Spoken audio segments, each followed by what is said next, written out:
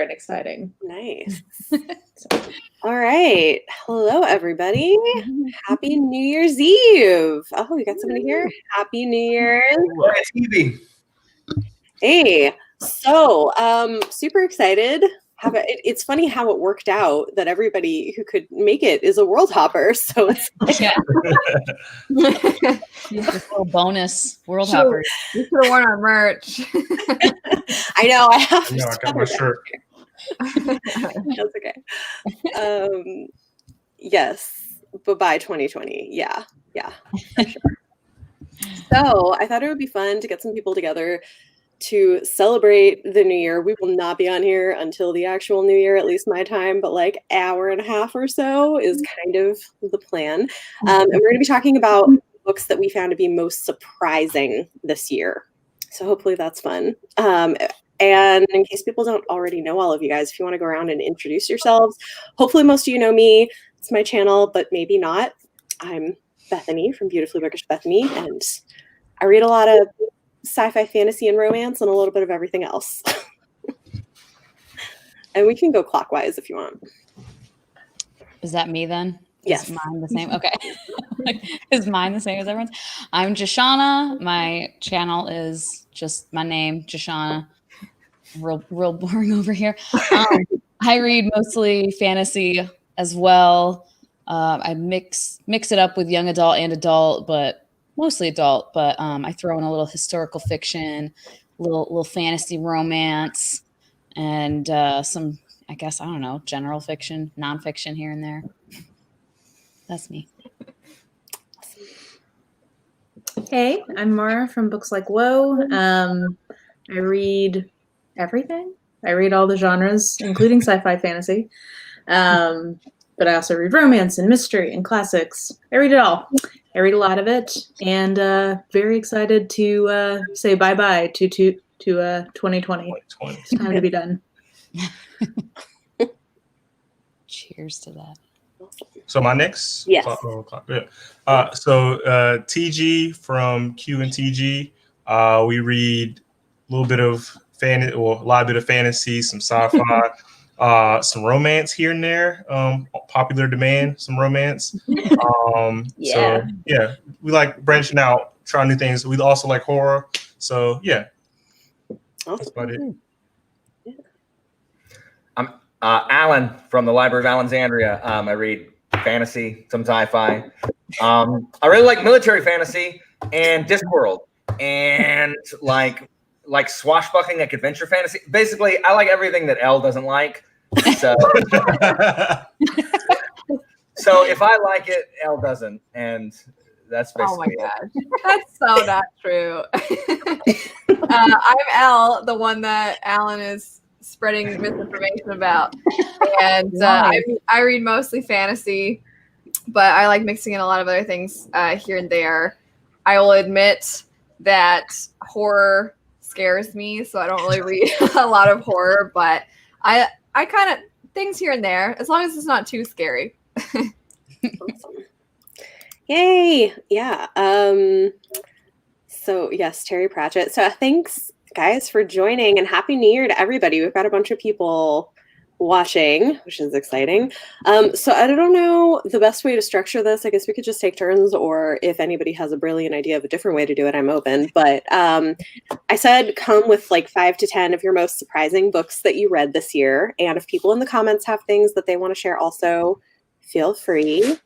I must have missed that instruction, Bethany. I mean, do I need to go get the physical copies? Like I have some. It's okay. If you want to talk about them, it's fine. I have some of mine physically and some of mine. I don't have any. I forgot until I was talking to Elle earlier, and then I was like, oh yeah, I should probably. So I like hurriedly grabbed them off my shelf. I'm writing a list right now. I did a whole video. So prepared. I mean, this oh, that's right. Elle has a whole video, so she did pre-work. Nice. Yeah, it's already the new year in the UK. Happy New Year's. Happy New Year's to Australia, Asia, UK or EU, and Africa. It's really just us here on this side of the ocean. We're still waiting. We're behind the times. Yeah. Good to know that you guys successfully made it into 2021. Yeah. Like So it, well, it to worked. end. All right. So surprising books that surprised you. And like I feel like there could be different reasons for something surprising you. This could be good or bad, something that like you thought was going to be great and really wasn't. Maybe that would be an interesting thing to start with, and then we can be more positive. Start in the lows and work our way Start with the lows and work our way up. So up. Alan's waiting to be called on. Alan. The Burning God by R.S. Wong. Oh, So you're just wrong. That's okay. We're all wrong sometimes. So I love the freaking Poppy War, and I love the Dragon Republic even more. And then I read The Burning God, and I didn't know you could make that story boring. Oh. But he was offended. no, seriously, in that book, in The Burning God, we are following the POV character. What happens? All the interesting stuff is happening with people who aren't POV characters. So I'm just like, oh my gosh, Ren is doing nothing. Oh, but there's a whole bunch of interesting stuff happening over there. Sure wish I had one of those POVs so I could see the interesting stuff. Nope. No. It was so surprising in how disappointed I was. Now, I didn't hate it, but I was just compared to the other two, I was just so disappointed. I was shocked that I didn't love it just as much as the other two. So, Alan, I was watching your review and despairing because I was like, I love this book, but I was interested to hear you say that in reading the Poppy War, what you were connecting with was the plot and not the characters, and I wonder if that's the difference, because for me, I was 100% reading for the characters and not the plot. That has to be, yeah. That's probably the dividing line for people who are trying to decide if they're going to like it. If you were reading for the plot, you may not like it as much. If you just want to sit there and weep over what Ren has become, like I did, you'll be perfectly happy just sitting there crying. But if you're really invested in Ren's tale, like the story of Ren, how Ren story wraps up, then yes, Burning God is 100% all Ren. All those other interesting things that you thought were interesting in the other books, they're not there. I'm just like, oh my gosh, what do you mean that happened? Why didn't I get to see that happen? Why are you telling me that happened? Please just turn the camera, Kwong. What makes me super excited is that I want for at some point there to be a video with that trilogy for World Hoppers and have people. And now I know I have a taste for how that's going to go. Yep. So good. It's such a good book. I need to read the last book, but yeah, that's interesting. That makes sense though. The difference between like the character versus the plot, like. Yeah, I could. Once you said that you were reading for the plot, I was like, oh, okay, then yeah, that totally makes sense that you would like it. And it makes more sense that you would like it if you're reading it for Ren. I get it. I do get it. Yeah. Okay. So I'll follow up. This isn't one of the books that I would say I was disappointed in. It was actually a surprising thing, but it has to do with what Alan's talking about. So you guys, most of you know, I really liked Fireborn, but I did see some negative reviews that were saying every time something exciting happens, the author just skips over and is like, here's the aftermath of that thing that happened. So now I'm nervous for Alan to read it because he might feel that way too. Oh no. We'll see though. But I think you'll appreciate the historical elements to it, the revolution stuff, and the whole kind of morally gray of an entire new government that is supposed to be better. But is it really kind of? I think you'll like that. But there are times when they're like, "Oh no, we're being attacked," and then you'll see like what happened after the attack, and you don't actually follow them for the attack. So that one was one of my like most surprising. I didn't hate that one by any means, but I was expecting to like it more than I did, just because you love it and Ashley loved it. I was like, oh yeah, this looks. And then Jessie from the Bookish Mom really liked it too. Yeah. That's always tough when you see so many other people liking it, and then you pick something up and you're like, oh man, that wasn't at all what I was expecting. Yeah. It's like you have like it's almost like FOMO, but you know that you don't like it, so it's like you're the fear. It's the sadness of missing out. The SOMO. I mean, with TG, I like retroactively want to like Rachel Dragon. Oh god.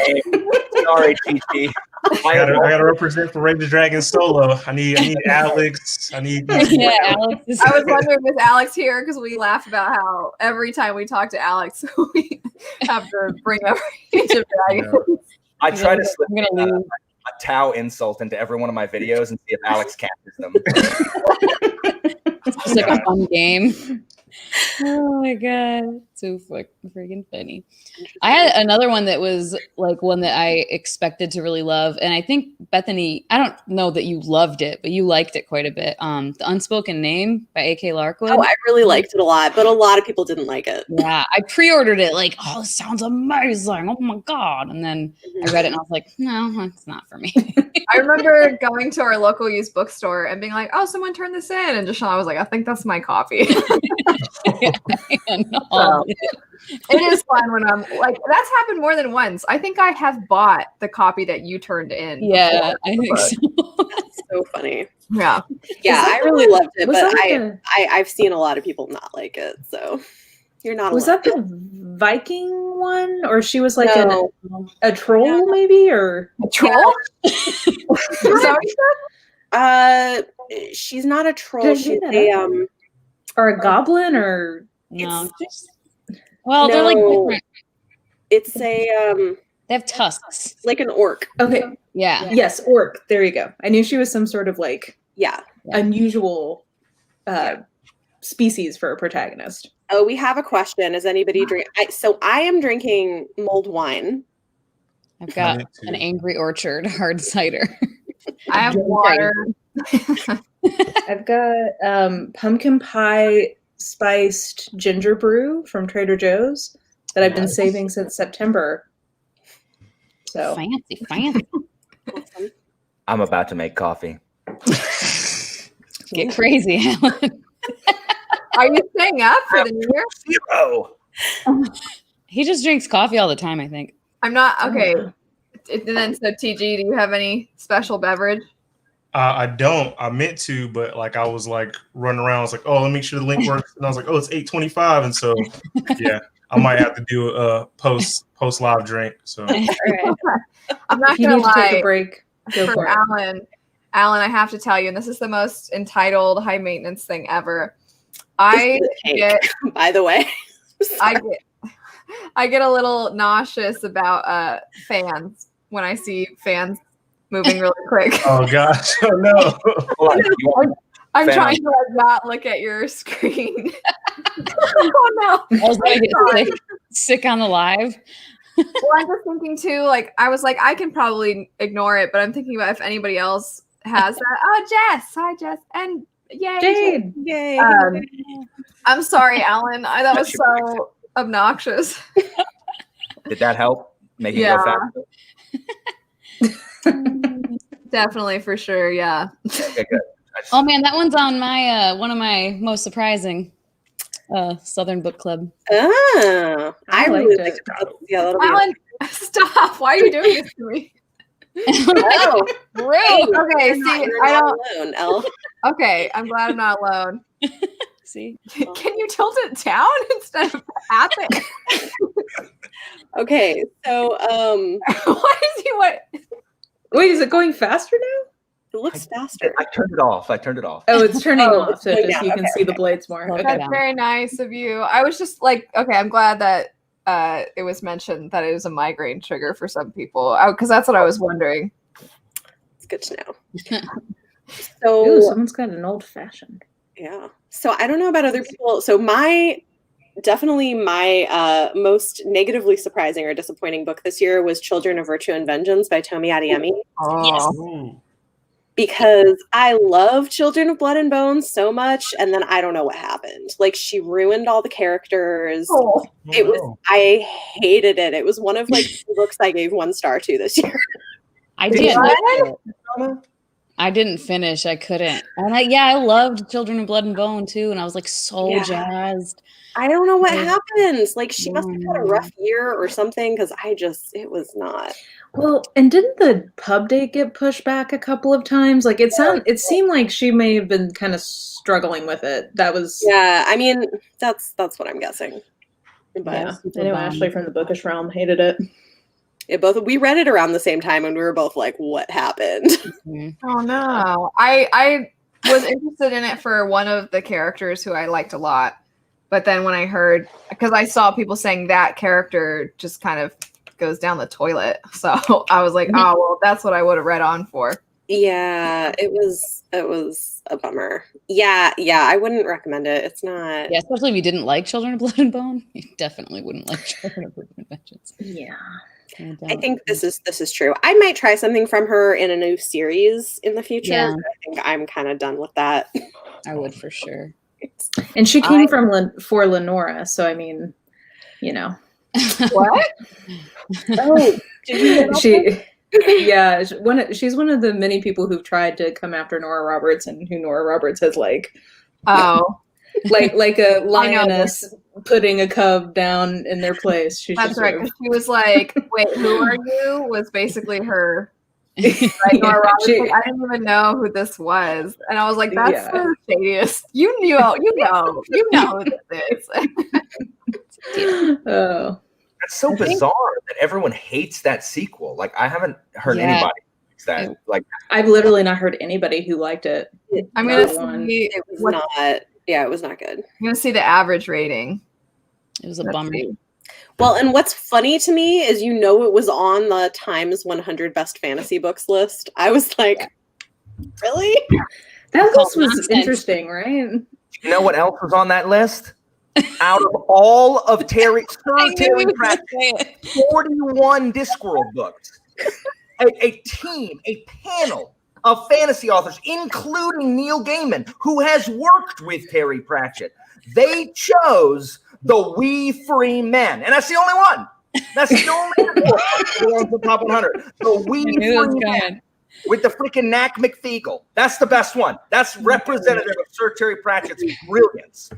So I just looked up the average rating for Children of Virtue and Vengeance is 3.88, which is pretty high still. Okay. Yeah. I think probably I don't even know if this one would be that disappointing because I wasn't expecting that much from it. So I guess maybe it wasn't surprising. I was hoping, but Ballad of Songbirds and Snakes can just... Is that the prequel to the Hunger Games? Yeah. Oh, and I love the Hunger Games, and that thing did not need to exist. Oh gosh. It was a pretty naked cash grab, it felt like. That's what I hear. It could have been so interesting if we had followed a different character. There was one character who was a side character, and I was like, why were we not from this person's point of view? This would have been much more compelling and interesting. Instead, we're following this narcissistic, emotionally abusive, manipulative, like kind of psycho. Like I think he's like a sociopath, like legitimately. And this is who I'm supposed to care about for this huge chunker of a book? No. Ugh, is it a standalone or is there? Yeah, it's just a prequel. But like also the timing of when it came out, and I'm like, really, this is the story we're telling right now? Yeah. Of like a narcissistic, maybe they were inspired. White guy that's like, hey, everybody, I'm gonna rule everything. Not cute. Wait, is it Mitch McConnell's backstory or perhaps? Perhaps. That would be an amazing. I would really enjoy if somebody could, like on TikTok, I'm imagining somebody like turning that book into a Mitch McConnell origin story. I would enjoy that. That would be really funny. Anybody else have something that was disappointing this year? Oh, for sure. I came with only positive things. I feel bad. Way to go, Mara. I feel bad, but I was very not into Steelheart by Brandon Sanderson. No. I know. Shots fired. I'm not a big fan of the series either. So I I feel bad, but I feel like this is a pretty decent way of describing it. It felt like a Michael Bay movie, but in book form.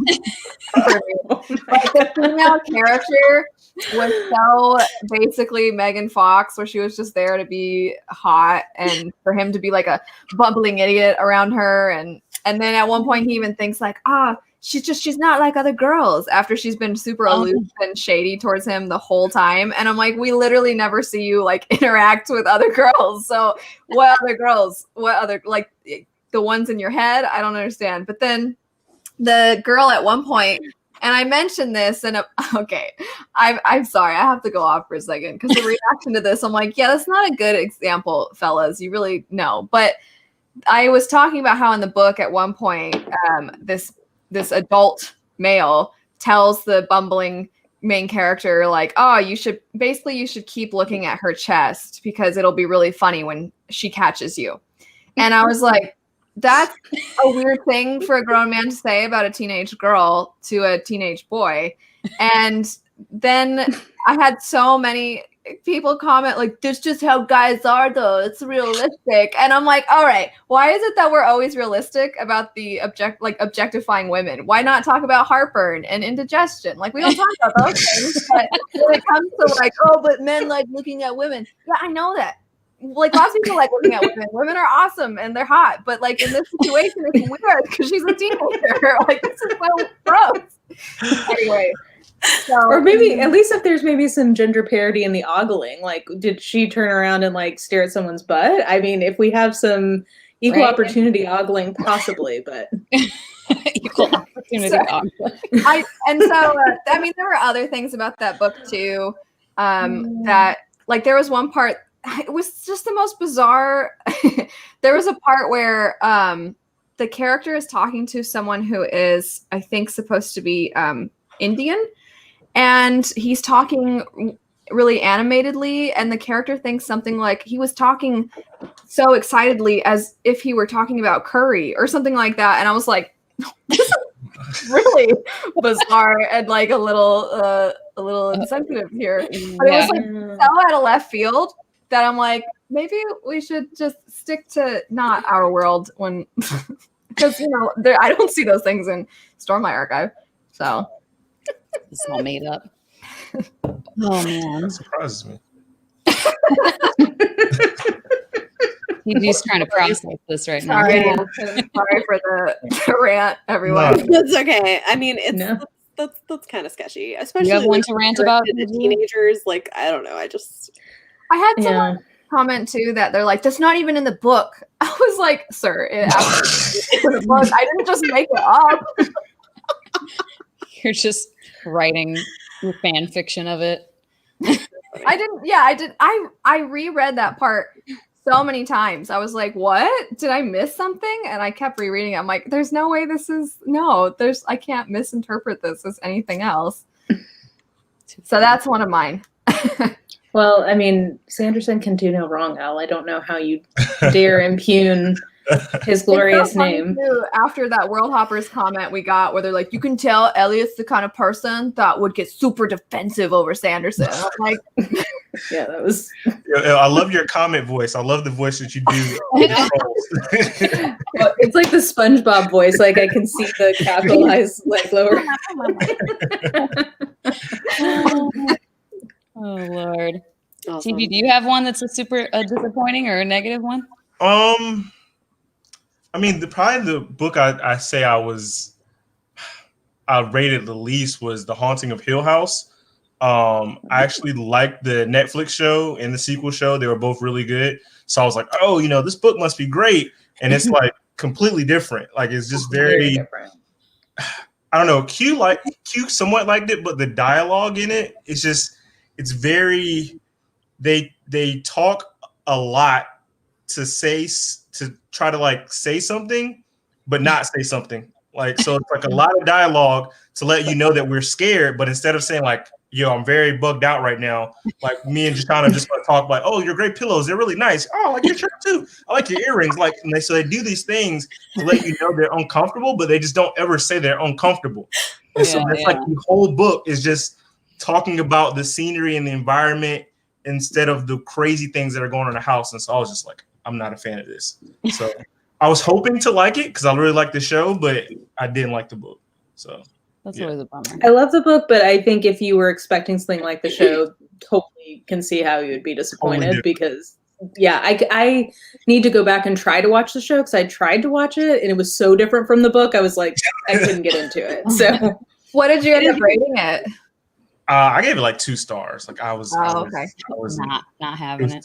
It was tough for me to get through. I was like, I'm not feeling this. Dialogue can really like weird dialogue or dialogue that doesn't work for me. Like will absolutely kill it. For me. Yeah.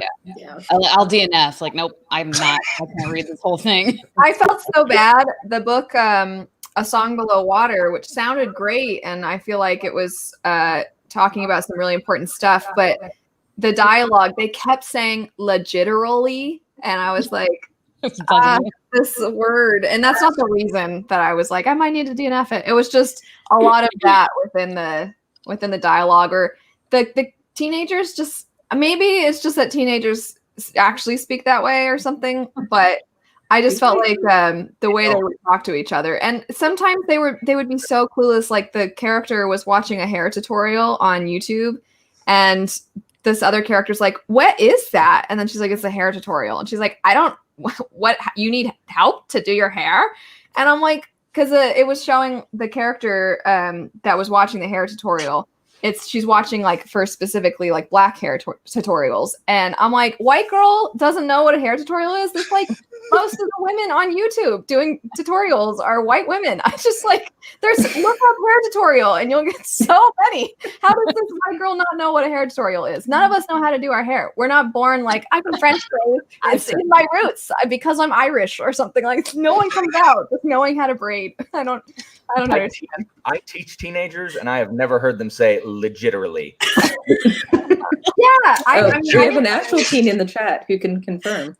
Teenager here. Hey, we have an official teenager in the comments. He knows. What is legiterally? Oh my gosh. That sounds like a typo. It's legitimate and literally. Just putting they don't do that. They don't like they don't say legitimate. They don't I think that's what literally and legit. Is that what it was? Legitimately and literally, probably. I think that's what you were telling me about. I think that's what it was. That's so weird. Like legitimately and literally? Yes, because people go, oh yeah, it's legit. And then people will be like, oh yeah, literally. So it's like, oh yeah, legitimately. No. It's literally legit. Let's all start saying it now. Say that. I'm gonna try to put that in my dialogue from now on. Yeah, let's all I'm gonna make it a thing. I'm gonna make it. Connect with the youths. Yeah, man, dialogue will kill it though. Yeah. Yes. All right. Well, let's shift to a more positive direction. We shorten words, not extend them. Yeah, that is 100% true. I like your sad Canada man in your icon there. Kathy's icon. Yeah, that's great. Okay, so let's talk like a book that maybe you didn't expect that much out of that ended up being great. I have a couple. There was a lot of books that surprised me this year. And I have seen a lot of people dislike this too, but I loved The Kingdom of Back by Marie Lu. And Alan's wife has read it too. Christina, she read it. But it's definitely very different. I thought I wasn't going to like it because it follows Mozart's sister. And if anybody doesn't know, I majored in music and I'm pretty picky about that kind of stuff. And I was thinking, I'm probably not going to like this. But it's really not so much about the musical things, but the way that this person who was a real person in history was not recognized because of the fact that there were limitations on women. And their rules were so bizarre because women could, while they were children, tour and perform, which she did with her brother. But then once she reached a certain age, it's like, well, you're a woman now. It's not appropriate. And then she couldn't anymore. And she was known to be and her brother actually looked up to her, Wolfgang Amadeus Mozart. And so it was a really beautiful book. It's kind of magical realism. I also don't really like magical realism, but it just worked. Just everything about it worked so perfectly for me. And I thought it was really beautifully written and really tragic. And I loved it. I liked that one. That was a good one. I had one that was a magical realism also that I tend to not love, but this one I thoroughly enjoyed. Black Girl Unlimited by Echo Brown. Ooh, yeah. Like, oh man. And it's like a lot. All the content warnings, all the trigger warnings. It's partially it's memoir-esque. Like a lot of it is inspired by her real life, but there's a magical realism element to it. And oh man, I loved it. It just like hit me right in the feels many times, and like had so many good conversations about a bunch of different things. So I ended up really loving it. One I'm thinking most people won't care about, so I'll just mention it quickly, is The Warden from Anthony Trollope, because I was told I had to read this to get to Barchester Towers, and I wouldn't care about this, but like I'm interested in obscure Church of England politics of the mid 1800s, so like this really worked for me. But I don't think it does for everyone, so I wasn't expecting to like this, but I did. Yeah. For me, I'm gonna go Legendborn. Yes. I don't read that many YA novels. I've got a collection of YA novels, but I don't tend to gravitate toward them. So I was like, okay, cool. Like this chick on the cover, she looks dope. Let's see what it's about. And it was just a lot more deeper than I thought it would get. I was like, oh, like you're really touching on some themes here. Like, the grief, racism, the just trying to adjust and to college, being a younger person, ancestry, like there was so much deeper than I thought I was going to get out of a kind of kiddie younger novel. So I was like, oh, okay. So Legendborn definitely took me by surprise with the amount of complexities that Tracy put in Bree in the cast. So I thoroughly was surprised by that. Yeah. I'm super, super excited. Jessie and Jessie May. There's a lot of Jessies in our group of friends, but she and I are reading Legendborn, and then Jess Owens might read it with us too, which I'm super excited about. So I can't wait to read that one. I think it's for February. It's our February buddy read, because I've heard nothing but good reads. I've literally not heard a single bad review of that book yet. Yeah. I was I thought it would be fine, but like it blew way high up my favorites of the year list, and I read it in December. Like it's really You guys follow the artists, the cover artists on Instagram? No. There are. You should go. Let me find it really quick. I think Hillary is her name. I'll pull it up really quick. But her art is amazing. Every time I hear someone say they like the cover art, I'm always like, oh, did you know they have an Instagram? And I have to. So let me see. Let's see. Hillary. Read that one. Wilson art. awesome. This makes me so happy seeing House in the Cerulean Sea. So like, look at that art. I know. How amazing. Whoa. Oh, wow. It's so cool. That's awesome. And it's a lot. I mean, they just do the way they work with colors and stuff. I just think is awesome. It's a lot of really cool. Here's another one, kind of a similar, profile shot. Wow. But yeah. And they do like this one with the tiger. It's awesome.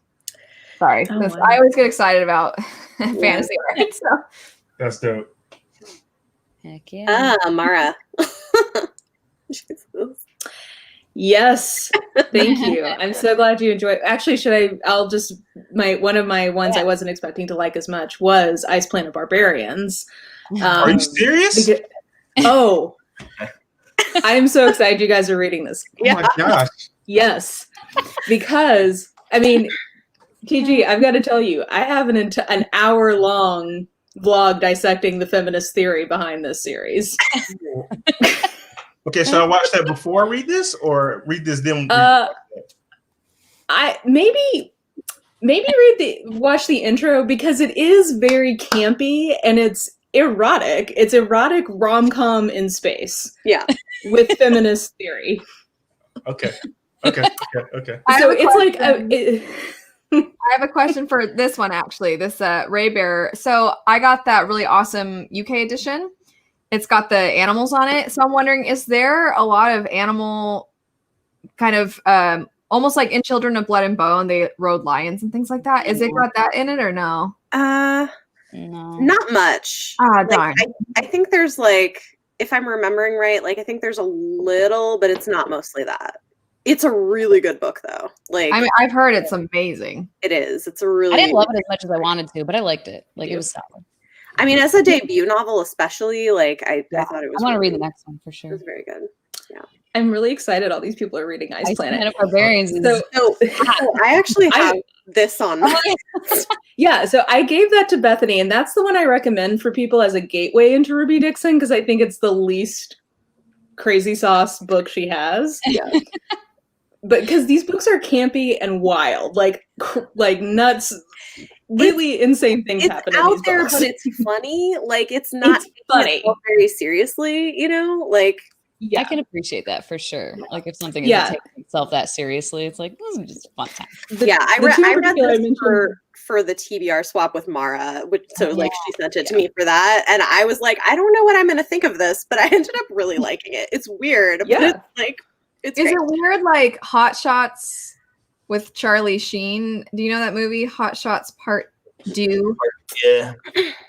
No, I've not seen that, so I Oh. don't know. But it's kind of like maybe a sexy version of Galaxy Quest, like that kind of campy Yeah. humor. Yeah. That's a good one. But the two books in that series I wanted to mention that particularly surprised me in a good way. One is the one that just came out.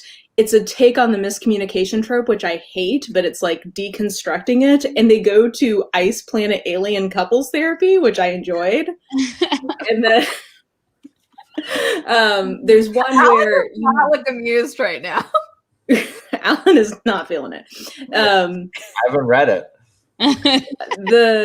The other one that I thought was an interesting subversion, like surprised my expectations, was there's one of the characters you see as a side character early on, and she's constantly crying and being annoying, and like you really judge her as the reader. And then way late in the series, you find out that she has generalized anxiety disorder.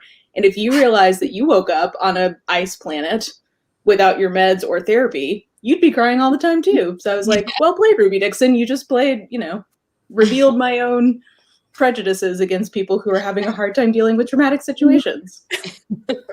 That's how I felt about Senlin Ascends, where later in the book I was like, oh man, I would be just as stupid as this guy. So I guess I would be a clueless dum-dum too. Yeah. That's funny. I don't know what you want him to do, Al. Like, go to the train station. That was the most logical. That's like literally at the beginning of the book. But I like Senlin Ascend. But at the beginning of the book, if I was like, oh no, I have the train tickets to get out of here and my wife and I are missing, whatever will I do? I'd be like, I'll go to the train station for the day that we're supposed to leave, and then she can meet me there. I feel like that was like the easiest solution. but she doesn't go to the train station to try to. I meet know, him. but Senlin just starts going everywhere around the tower, and I'm like, this tower is how many He levels? is distraught because he lost his wife looking at underwear. I know, but he just sits on a suitcase for like a day, and it's just like all this. But that's part of his journey. He needs to learn to have like more.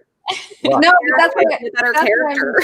That's what I'm I'm saying. with you, Like, Elle. he's so like blissfully naive, and you would be that way too. Like something horrifying will happen. Like someone's like will get smashed in front of him, and he'll be like, "Oh my gosh!" Like he'll witness something horrifying, but then he just keeps on going, and then he'll be like, "Excuse me, hotel clerk lady, have you seen someone that looks like this?" And he just immediately goes right back to assuming that society is civilized and that people are clutches his pearls. He clutches his pearls for a second, and then believe I it. love that Senlin has in his mind a way that the world operates. He knows for a fact that the world works like this, and anytime it doesn't, he just stares at it for a second, wipes it from his brain, and continues as if it continues to work the way he does. He gets screwed over. That was an anomaly. I'm going to keep acting as if everything is exactly. Yes. He gets screwed over again. That was another anomaly. How unfortunate for me. And continues. Yes. And it's not until later. Like that's one of the things I love about the character Thomas Senlin is how he changes while never really letting go of the way he sees the world. Like that's one of the that's one of the things that draws his companions to him is, unlike them, Senlin won't let himself get corrupted by the tower. Everyone else kind of feels kind of lost. The tower's beaten them down. But Senlin has this stupid naivete that Elle's talking about, where he's just like, he just can't be brought low. And like, I think his companions admire him for that. And that is my surprise for this year. Is I had been out of fantasy for like, I haven't read fantasy really for like a decade. And really all I'd read, hey, camera, you want to focus? Why did you get out of focus randomly? Okay, guess not. Fuzzy action.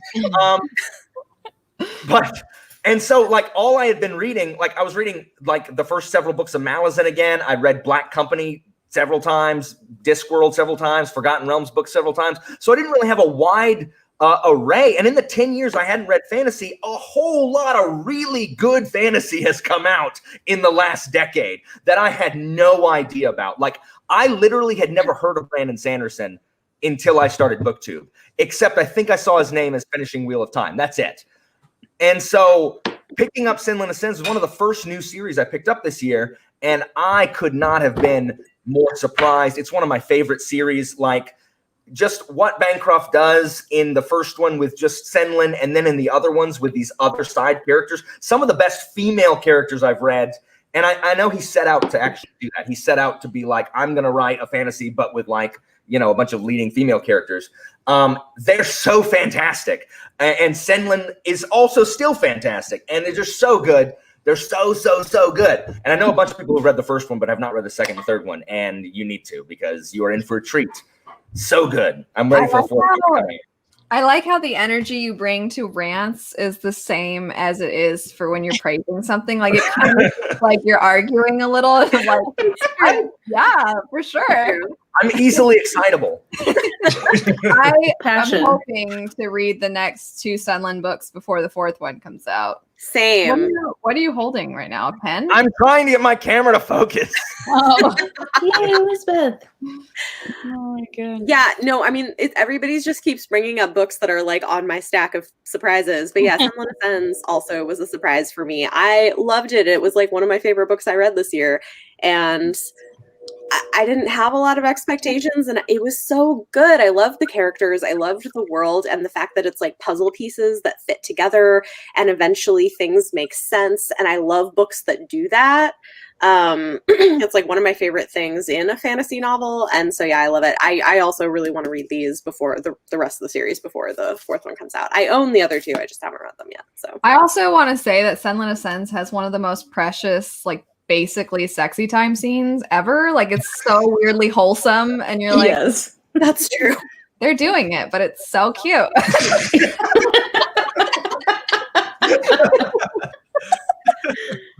How precious. Alan, on the opposite end of that. No, I said yes, but I had to mute it because the coffee. So I was literally about to ask a question. Oh, do you both have it? Yeah. Yeah.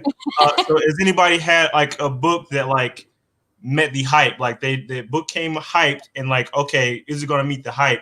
Yeah. And it actually met the hype. So for me, I played the game in like 2018, 2019. Loved it. Loved the video game Witcher 3. Put like 150 hours into it. It was awesome. And then I saw that the Netflix series was coming out, and I like Netflix was basically, I think I read something where Netflix was trying to find their Game of Thrones. Like they need their, I mean, they got a bunch of shows that are already hits, but like they're going to put a lot of money into this show. So I was like, okay, cool. Like the game's good. They're going to put a lot of money into the show.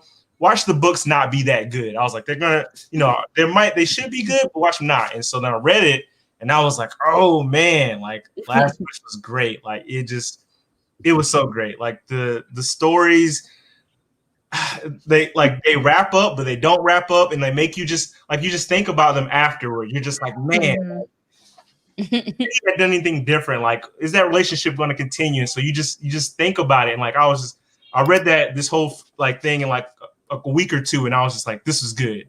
This was a good. I trust. I can't say his last name, Spakowski. I trust this guy.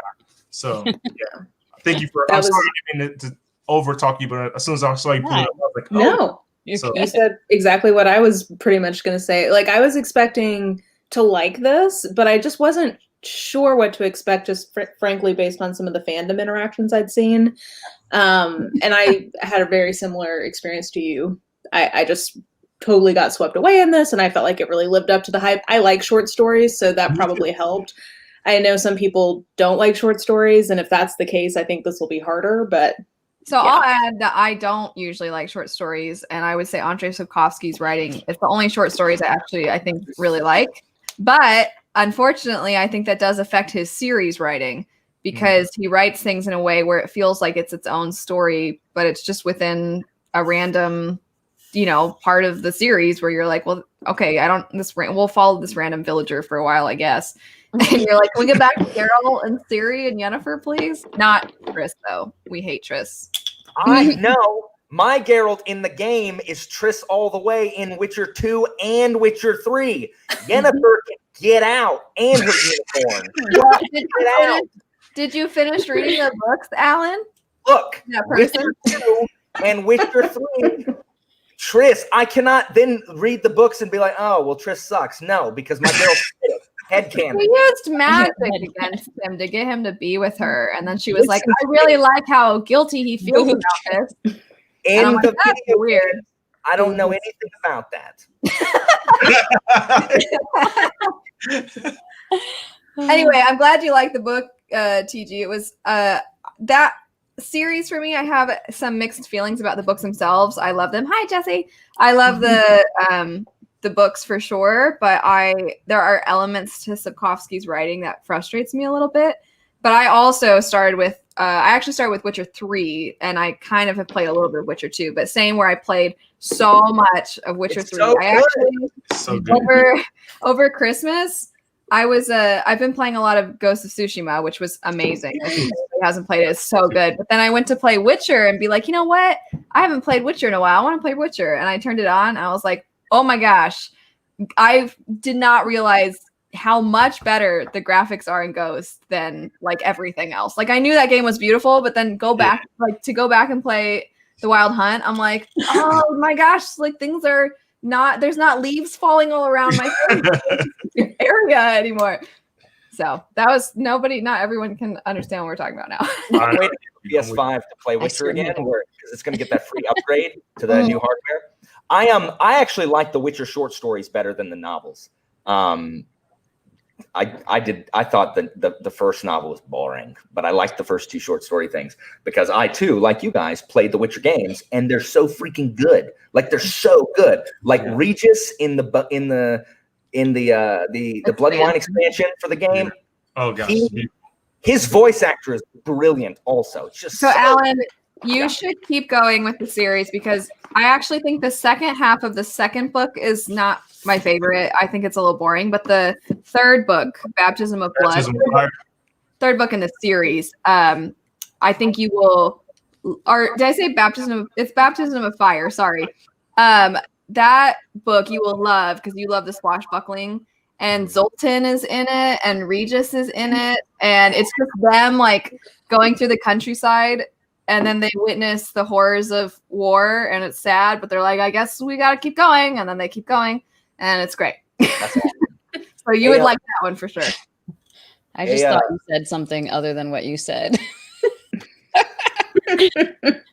You said the horrors of war. I was like, I heard that one. Oh Lord, my mind. A book that I thought couldn't possibly live to the hype was the freaking first Mistborn book. Like, it was my first Brandon Sanderson book, and I was like, no way. Like, there's no, like, I have heard so much about the High Lord Sanderson. Like, there's no way this is as good, and I'm gonna have to fake it. But oh my gosh, could there not have been a book more just targeted at me? There's a heist. I told you. It was so good. Oh my gosh. Action start to finish, and there was political intrigue, and I love Kelsier, and Vin is paranoid crybaby all the time, but like, it's so good. Oh my god, it was so good. before Alan read it, he was talking about what he likes in books. He's like, I just like when you have good guys that you can root for, and they're trying to take down the ultimate bad guy, and the stakes are impossible, but that's their goal anyway, and they're just. And he's like listing all these things, and I'm like, how have you not read The Final Empire? You're gonna love. That's exactly what that book is a band of misfits. Heroes that stand for something, like just swashbuckling, like fun action movie, like action. Oh, I liked it a lot. I know that it's not everybody's like favorite, but it was so good. What? The ending of the first book or the ending of the whole trilogy? Oh, don't tell me. I've just read the first book. I know. I'm wondering if they. I really liked the first book, and then it was all downhill from there. I feel like I'm not reading anymore. I liked where the first book ended, and I was like, I don't want to risk it because I've heard such mixed things about the way it keeps going. I'm like, I'm cool with where we're at. We're just gonna leave it there. I think that so I liked the first one, and then I think it is one or the other. Either you find yourself being disappointed in the direction it goes, or you are blown away by the direction it goes. So the second one, way more political. There's a really big battle scene, and you don't think it's connected that much to the first one, but then you get to the third one and you start to see how everything was connected through all these small little hints dropped along the way, and you're like, what? And then it's just got its ending is, it depends on what you like about the series. So I loved it, and I stared at a wall for basically 40 minutes and contemplated life. I did too. I think I read it right around the time my wife found out she was pregnant. So I was kind of like, hey, we need a name. Vin? Isn't Vin a cool name? Like, Vin would be great, right? And she was like, where are you getting this Vin from? I'm like, Vin's a great name. So yeah, I was really a huge Vin Mistborn Era 1 stan. So did it work? No, it did not work. But I tried. What about Jade said one of her, if Jade's still here, she can clarify in case I get it wrong. I think she said one of her friends named their child Venli. And I'm like, of all the characters, I don't know if I would have named, you didn't name him like Odium, your child Odium, but if you named your daughter Venli, is kind of an interesting choice. Very. It's like all those people that named their daughters Daenerys. Daenerys. Oh, yeah, that was a risk. A lot of people name their kids Khaleesi. Yeah, okay. Another very hype series that for me really lived up to it this year is Percy Jackson. So I have been diving into the Riordan verse, and I am like in it. Did you read the whole series? No, this is the fourth one. I'm waiting for the fifth one from the library, and I just read the first. I'm like 2/3 of the way through the first book. Are you holding your head in frustration or in excitement? No, I like it. It's good. Am I alone? I'm enjoying it. Am I the only one who just does not care for that? You like Percy Jackson, Elle? No. I read the first one and I was like, nah, just but it's tough. Yeah, the first one I think is actually the worst one. I think so of too. The ones I've read so far. I'm liking it fine. It's middle grade. Like, I don't know that my expectations are, I'm enjoying it. It's fine. That's how I felt with the first one of like, oh, this is cute. Like, this is middle grade. Like, I'm into it. But like, as it goes along, I think it is like the comparison in my head is Harry Potter. And I just think it's better plotted than Harry Potter. Like, I just think the arc makes more sense.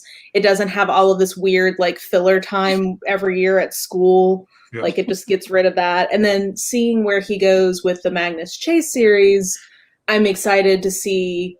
I think he like took criticism from that first series and like incorporated it into what he was doing. So like, I'm in it with Uncle Rick. I'm gonna go the distance. Yeah, I think it's tough with middle grade. The same way for some people it's difficult to pick up YA is that sometimes depending on the tone, because it's such a big age range. I mean, the difference between a 5-year-old and a 10-year-old is tremendous. So same with YA, of course. But for that one, I think it read a little too young for me. And not to say that the only people who like it have nostalgia, obviously, but I think I had heard so many people say it's, oh my gosh, it's the greatest thing ever. I love it so much. And I picked it up and I'm like, this is definitely a kid's book. But when I went back and was rewatching Sailor Moon, I'm like, this is the greatest thing ever. Awesome. I teach mythology, and so anytime I'm like, and so Charon is the ferryman that they're like, oh, he drives the taxi in Percy Jackson. Yeah. Like they know everything they know about mythology, they know Percy Jackson. And so, hey, Uncle Rick is doing the Lord's work for you, Alan. Yeah. He's like sowing the seeds. He does me a service. The kids who have read Percy Jackson get better grades on the mythology test, 100%. So funny. But I tried to read The Lightning Thief. I got about halfway through, and I agree. Like Elle, it reads like, it's for people much younger than I am, and I didn't particularly enjoy it. It's good to know, Mara, that it gets better, and kind of more expertly plotted as the series goes on. That pleases me. I might actually give it another try, but I just didn't love that first book. I was like, this is super cheesy. Where I learned, the mythology and stuff in elementary school, but something that helped me remember was the first Tomb Raider game, like the original Tomb Raider game. There's that part where there's the hand, and if Lara steps on it, she turns to gold, and you realize it says Midas on it. And so I remember as a kid going and getting our encyclopedias because we didn't have internet. And I was just like, what is happening? Let's look up Midas and see what this is. And then it was like, anything he touched turned to gold. And so. Oh, Midas. Yeah. But then there's like all the, like Neptune, I think, was this one area you had to go in and you had to swim. And then there was the one, I don't think it said literally Atlas, but there was something like that. And there's like a giant boulder that you had to try to like jump out of the way from. And so I was like, Tomb Raiders, when people say video games are wasting your mind, I'm like, it's enhancing my brain right now. And say on that same note, so I love God of War. So God of War had the Greek mythology in it too. And so obviously Percy Jackson is way, way turned down than God of War's Triple X Birkin and all the stuff he did.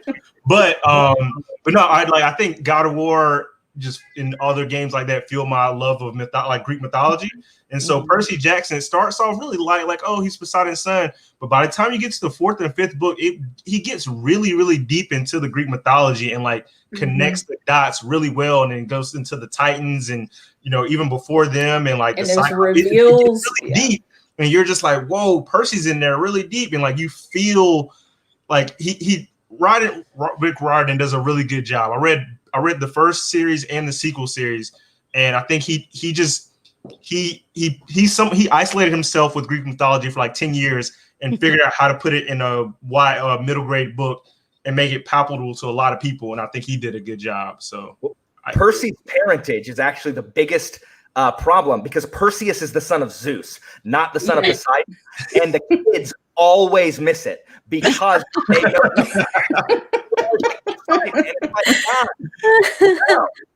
I have to, because you mentioned God of War, that voice actor that does Kratos is boy, and he says boy, he calls his son boy all the time. He just smashes treasure chests open. It's my favorite thing. I laughed every time that I found a treasure chest and he just smacks it and busts it open. It's my favorite thing. Yes, Kratos is a beast. I really like him. Jess is mentioning that she really likes the Cain trilogy from Rick Riordan, which I think is Egyptian mythology. So that's the other thing I like is that, there you go. I want to try that. And I appreciate that he's also the whole Rick Riordan Presents line. Bringing in other authors and have it I just think it's such a cool legacy for him to have as an author of introducing kids to all these different mythologies and getting them excited about it and interested to learn more. 100%. Well, and I'm partly reading it because, Ashley at Bookish Realm had talked about how great it is for kids who have dyslexia and ADHD, because he wrote it for his own kid who felt like they didn't see themselves as a reason for why that might be. And I thought that was cool. But I partly started reading them because I was like, well, my 6-year-old is getting into chapter books. I think these are a little too old for him at this point, maybe in a couple years. But I was like, well, let me read them and see at what point they would be good for him.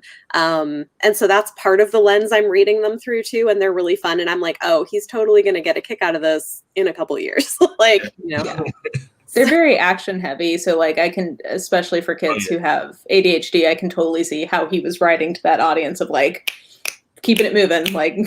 Stuff is always happening. Oh yeah. Always stuff going on. I feel like the question from before about books that like had a lot of hype that like lived up to it, that would have to be House in the Cerulean Sea for me. Like I read it being like, oh, everybody keeps saying how great it is. I'll check it out, but I don't really read like cutesy stuff, so I don't know, we'll see. And then I just was like blown away with how freaking precious. You just cried a lot. Yeah, I cried so much. Oh my god, and like in a good way, like from the tender, sweet, little heartwarming moments where I was like, oh my god, Chauncey. the cute, Chauncey is, oh my god, he just wants to be a bellhop. Like, it's so cute.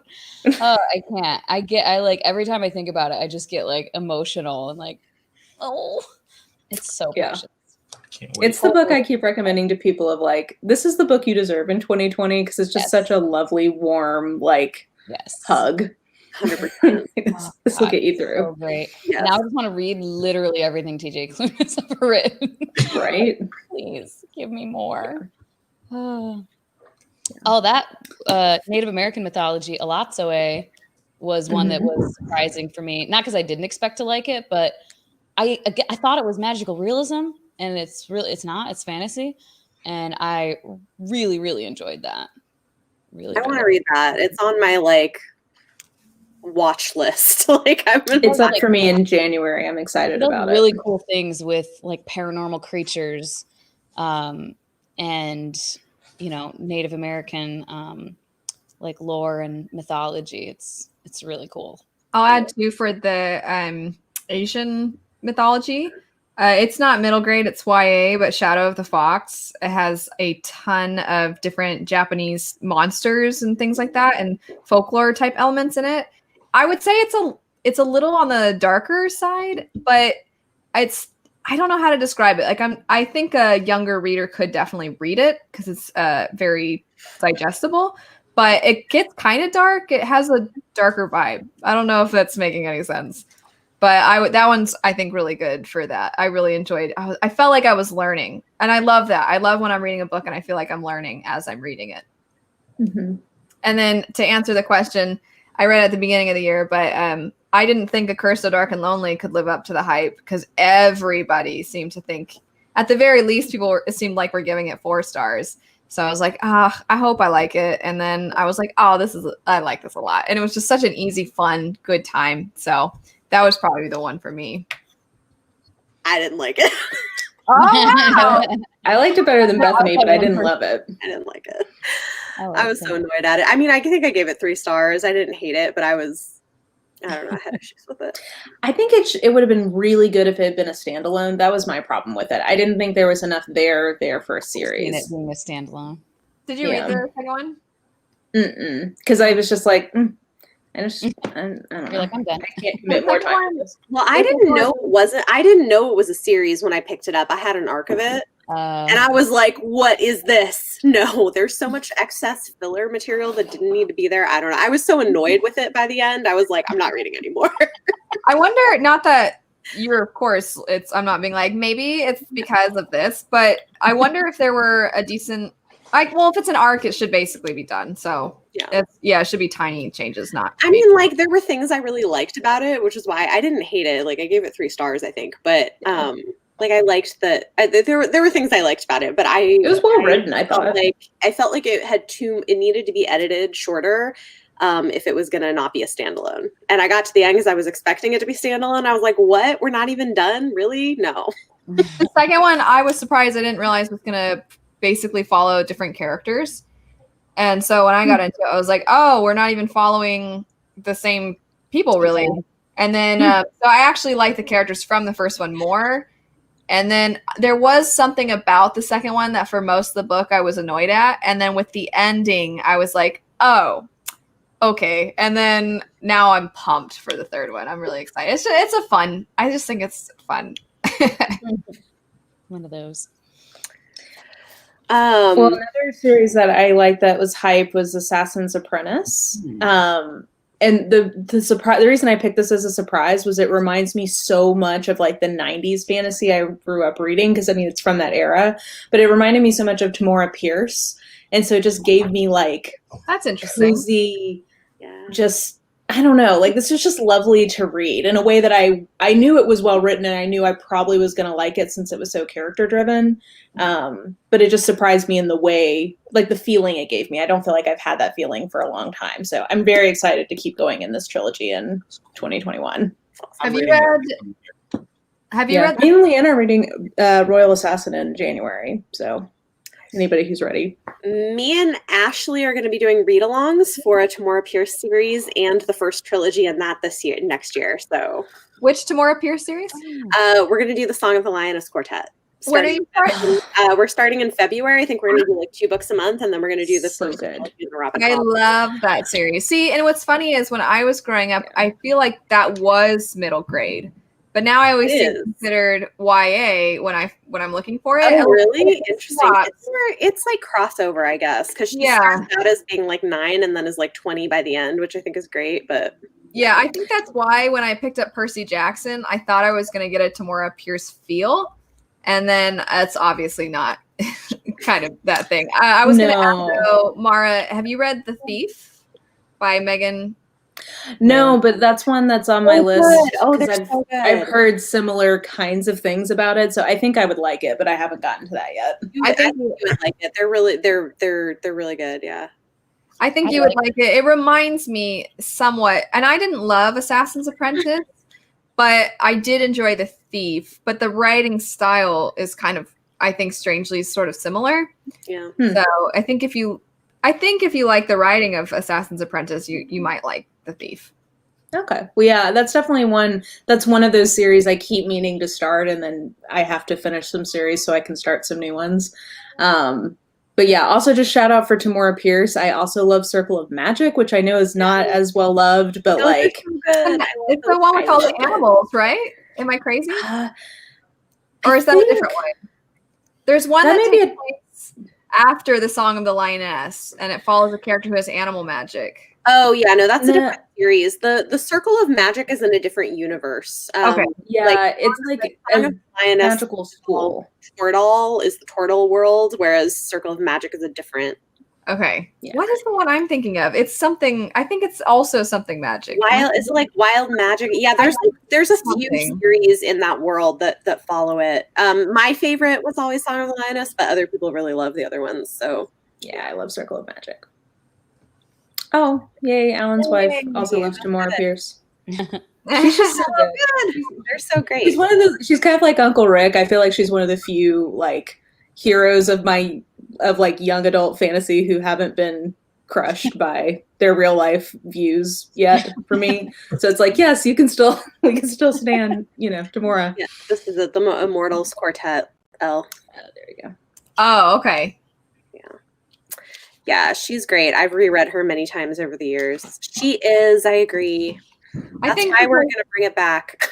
Yeah, I think because her stuff was popular when a lot of those of us who are on BookTube were younger, and we're talking mostly about stuff that's out now, or we're talking about grown-up books.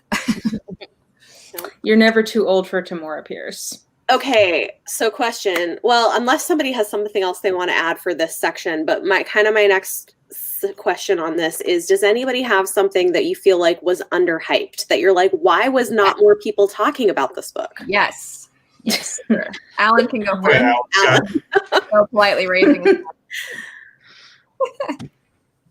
The Long Price Quartet by Daniel Abraham, and I've only read 2 of the books, but I've heard the last 2 are even better.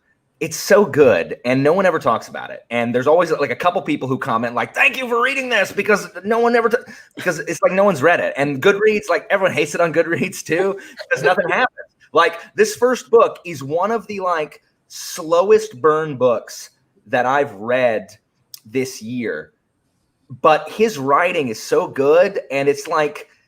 It feels a lot like, again, I haven't read Robin Hobb, but it feels like what Mara was saying, how it kind of feels his writing style. Like it feels just very like, I don't know. It's very slow burn. It's very political. It's like Daniel Abraham writes a lot of like economic fantasy, if you will, which deals with like trade and I know that that's super boring for people because people remember their econ class and nobody cares about game theory or, supply and demand curves.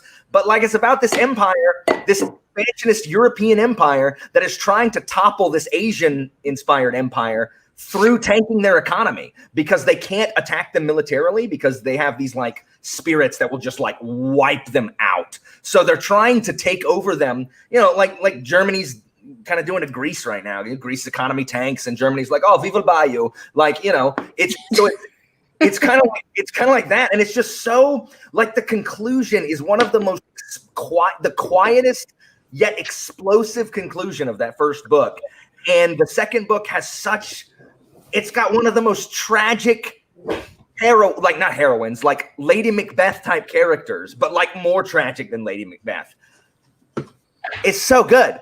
It's so good. But everyone, like, Goodreads hates it. Goodreads like, it's boring and nothing happens. I've seen a lot of You people mean like say you that. and the Burning God? Yes, exactly like you. I mean, the Queens of Orenthia, I liked it, but even I'm like, that's just one of the most boring books I've ever read, but I loved it so much. It's so good. But Alan, if you want to see, pretty much every negative review is like, this book is so boring. Do you also want to see her use the word star a million times? Because there's star That must be the same commenters because they're like, oh, is he just going to pose every time? Oh, they pose?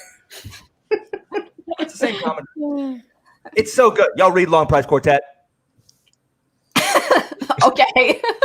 But no, everyone's like, oh, well, I love The Expanse. Oh, Leviathan Wakes is so good. Hey, plot twist. One of the authors wrote Long Price Quartet. Go read Long Price Quartet. Alan, you know how my husband feels about... Leviathan Wakes is the best portrayal of gravity in science fiction, according to Sean. So, just so you know, Alan, we got Sean some basically like gravity socks. It's like this pair of socks that has like a little astronaut like floating, and we got them basically for you to troll you about gravity. Oh my god. My husband, for those that don't know, does not like Leviathan Wakes. He hates it. He thinks I don't want to speak for him, but basically he thinks it's hot garbage. So I think that now that you said that, Alan, that's written by one of the same authors, now it's like, uh-oh. I feel like one that I think should have been talked about more. Oh my god, this cat. I'm sorry. Yeah, mine too. It's just like running around. I don't know if you read it, Bethany, but I know you did, Mara. Ring Shout by P. Jelly Clark. Like, blew my mind. So freaking good. Oh my god. Like, I was ill prepared for how much these characters were going to like just come alive. Like, literally in the first chapter, I was into it. I felt like I knew them, and I was like watching a TV show, and it was like a new episode of like these characters that I know so well, and like, oh my god, it was so good. So freaking good. This book in 185 pages. Yeah, like, it's crazy. Your fave could never. Like, this book is so well developed with its plot, characters, and themes. It's astonishing how good this book is. Really, really is. And I'm like, I need to go we should read get a sequel, right? Yeah, Like, I think don't you think this sets up for a sequel? I need him to write this for us. It absolutely does. Like, if there's not going to be a sequel, I will be very surprised. Yeah. Very surprised. And I'm super jazzed now to read more of, because I had to have him on my like TBR for a while. Yeah. The train one. So I read, I think it's called like the Tram Car of 49. I read A Dead Gin in Cairo, which is the short story before it, and it's really good. It's only like 43 pages, but that's because those are both novellas, right? And then the book he has coming out next year is in that series, right? And it's a full-length novel.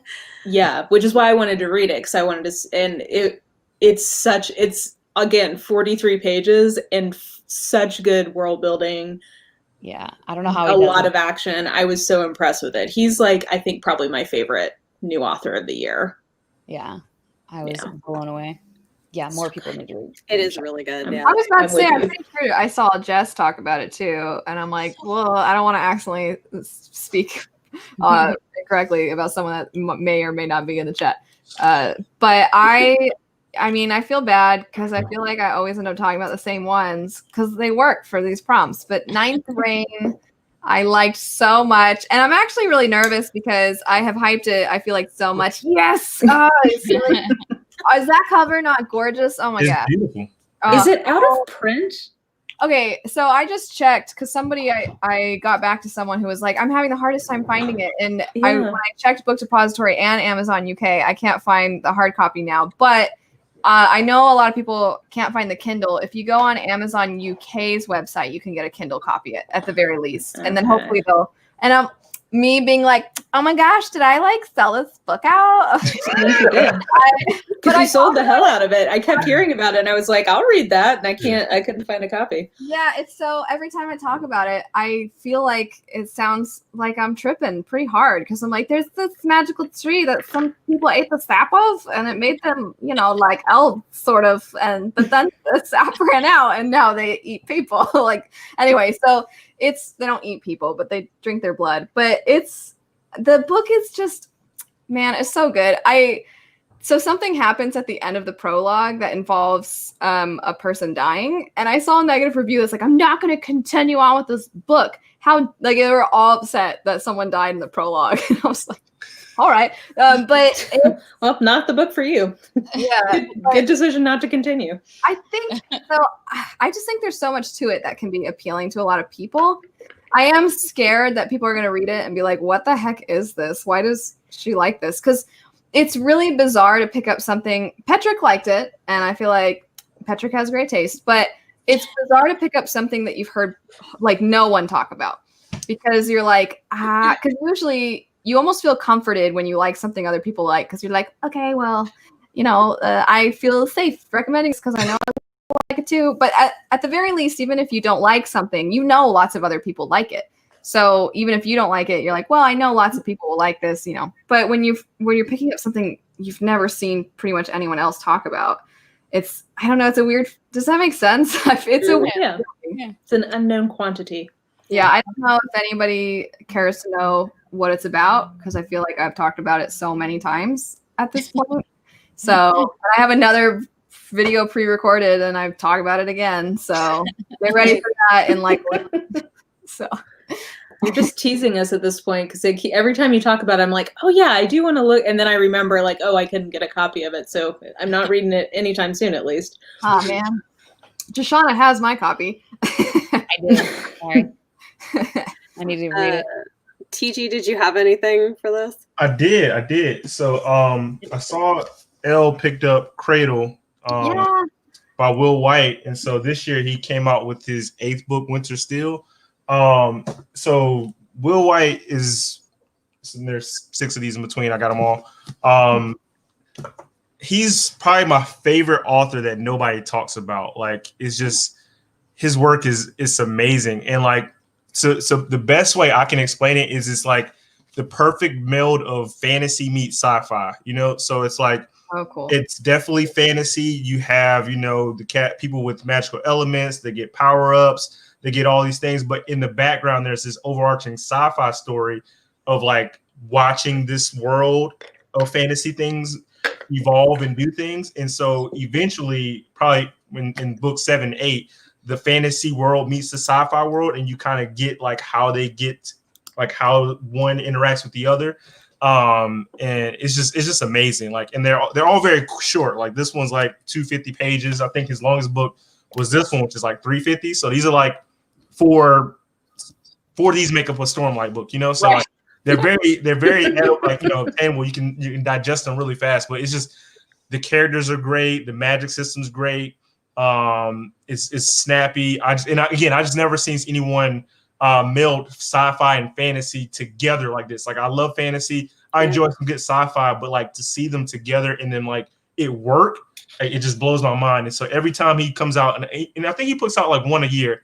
I think he has 2 series he's working on, but he definitely gets to these about probably one a year. And so every time this comes out, regardless of what I'm reading, I drop it. And I'm like, all right, I'll get back to that. I got to digest this book. And like, he hasn't let me down. And so I don't think anybody 8 books strong I can think of who has not let me down at all. Like, they all get better. So, every chance I get, I shout out Will White's name and hoping that some other people will pick him up. So. I'm really oh, Alan, were you gonna say something? Sorry. I want to read his Of Sea and Shadow series. A series that it's literally the same story. Yeah. Of Sea and Shadow, and then Of Shadow and Sea. It's the same. It's literally the same story, but told from two different perspectives. Which book you have, and I've had that on my list for a while, but I've never read any Will White. But hearing you guys talk about it, like, makes me want to pick up that book even faster. Yeah, I'm really excited. I think I saw when I was looking at what won the Goodreads Choice Awards, I think it was nominated in something, and I was like, because you guys are really the only ones I see talk about it, and so I'm like, is this an underground kind of cult following type of book? Because that's pretty cool, but. I feel like if you like that blend of science fiction, yay. If you like that blend, then I think that Ninth Reign, to go back to that, I think you'll end up liking it because it's definitely blending. Because there's abandoned sites from previous wars of what looks like some kind of technology, and they know that there's these cycles of war, but they don't know much about them. But they know it was kind of like an invasion, basically from the sky. So you're like an alien invasion, and it's kind of crazy because everything's so fantasy at first, and then you're starting to hear these things, and you're like, "What the heck is this?" That's cool. That's interesting. One that I really loved that I feel like nobody was talking about was the Chosen Ones by Oh, no one did talk about that. Yeah, and this was her first adult novel, and it's a little more sci-fi than it is fantasy, but I loved it, and it's got kind of like a prickly female main character. It's got a really interesting premise with the main character and this group of people who as teenagers had been like the chosen ones to save the world, and then we're following them 10 years later. They're in their late 20s and they're dealing with PTSD and anxiety and like struggling like after having done the like saving the world thing as teenagers, and then the super villain reappears, and like I loved it. I thought it was so smart and great. But like, we talked about question about it. Does some of what you're describing almost sounds like the Sean McGuire series a little bit? Is it sort of like that, or is it not at all? Like the Wayward Children series? Yeah, because the whole like it's more like if they were like chosen superheroes, like almost like if the Divergent series was in regular modern day, and then 10 years later they're all in their 20s and like dealing with the trauma of what they experienced with trying to take down this evil guy. I feel like I would love this. It's great. Hey, I've heard like literally nothing about it, but that for real. Nobody talked about it, and it's really good. It came out through HMH, so I wonder if it just like didn't get a lot of push. Well, to quote Leanna, didn't she get canceled? Did she? Yeah. Which I think it's kind of questionable whether she should have been, but that's a whole other conversation. I think it was a revisited cancellation. I think it was like something from a long time ago that had already. Well, I think upon further review of the play, the ruling on the field was overturned. I think that was. They didn't lose a penalty. Yeah. Okay, so this is true. The book does have a switch. Like there's a big thing that happens, and it changes the tone of the book and what's happening. I really liked the switch a lot, but I can see why, like, if it doesn't work for you. Yeah. Anyway, but it's spoilery, so I can't really talk about it. It sounds really good. But I was wondering if maybe what had happened before is the reason that maybe people didn't pick it up. Yeah, I don't know. Good night. Yeah, I don't know what it was, but this was one that ended up being one of my favorite books I read this year, and nobody else really talked about it. So, yeah. I have two left. I don't know if they fall into this category. If you have another category in mind, Bethany. Yeah, I mean, sort of. I do have. Go for it. Okay, so my one other category I was thinking is something that wasn't what you expected, but you still really liked it. Okay. Well, No, mine doesn't fit that. Never mind. I was gonna say it's the reverse of that. It's what I liked it because it wasn't other people wanted it to be something else, and That's I liked fine. what it actually was. Talk that. Okay. Not that one. One by One from Ruth Ware. I think people who want a thriller will not like this book, but it's a mystery, and I love mysteries, and it's an isolated closed circle mystery, and it does that very well. So I really enjoyed this. This was my first Ruth Ware. If you want a thriller, you won't like this book. I want to say real quick, I saw in the chat someone mentioned The Diabolic, and I really liked that book until a certain trope came up, and then I was frustrated. It's the trope of like, I'm just not going to tell you anything because I'm trying to protect you, so I'm going to be really standoffish, and I hate that trope so much. But I feel like a lot of the rest of the book is super interesting. I remember being like, wow, this is so cool. So that's the only reason that one, Leanna likes that one, or at least when Leanna raves about it. She convinced me to buy it, although I still haven't read it. But then a sequel came out, because I felt like with the ending, I can't talk about it obviously, but the ending, I was like, the chick is being an idiot, and then Leanna's like, or is it actually this thing? And I'm like, I don't feel like it's that thing. And she's like, but we don't know. And then I'm like, I guess we don't. That's true. So I mean, it potentially is brilliant if it tricked me and I were to pick up the sequel and have been proved to be a fool. But I mean, that trope just drives me so up a wall. Mara, is that Ruth Ware has written other books that are thrillers though, right? Or am I drunk? Not yeah, I think she has a very. I just finished reading The Woman in Cabin 10 from her. Oh, that's the one. I think what I'm discerning is that she definitely straddles the line between mystery thriller, but there usually is a thriller type element included. So I think if that was what you expected based on her past work. It depends though, because she also has books that are more like gothic horror with a little bit of a mystery to it. Like, so I think she likes to play with a lot of different things. I love the subgenres, and that one was really playing on gothic horror tropes plus modern day technology, which I thought was really cool and smart, but not everyone liked. I just got her first one, the dark in the wood or something like that. Oh yeah, in the dark woods. Yeah, so I just got that one. I haven't read anything by her. Yeah, I really like her. I mean, everybody knows I'm a huge Agatha Christie fan, and what I've read so far of her, I think if you like Agatha Christie, you probably will like her. She seems to be drawing more from that tradition than a lot of thriller authors do these days. So, for whatever that's worth, I just got my first Agatha Christie novel as well. I haven't read her either, so it's the first Hercule Poirot one. The Mysterious Affair at Styles. Yes, that one. So yes. I have that one. And then there were none. And I also have Roger Ackroyd that I I read that one. I haven't read very many, but I liked that. I would say start with Then There Were None. I think that's a good one to start with her. Interesting one. Yeah.